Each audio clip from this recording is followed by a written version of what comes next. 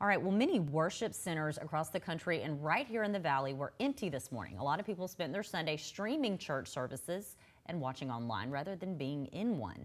These are steps that many are taking to prevent the spread of the coronavirus. Our Kenesha D spoke with locals to see how they're adjusting.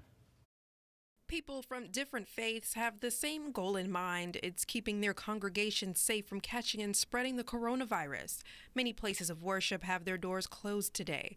Jackson Way Baptist Church is one of them. Now they will have to stream church service. We learned that our church is out. We're not going to have service for the rest of the month, and that's we enjoy our worship together, and that's going to hurt.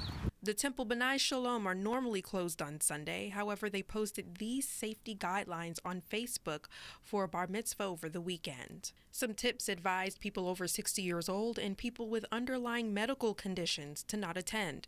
Parishioners at St. John AME kept their doors open. They had a few cancellations as part of a special celebration, their 135th anniversary.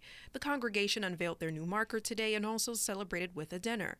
The pastor says they have been taking precaution. We are making sure that all of our members are adhering to the guidelines and practicing good sanitary measures. In the church, we've got hand sanitizer in every pew. The pastor says moving forward, they will stream Bible study on their website and the church's other services on social media. Putting the Valley first, Kenesha Dees, WZDX News.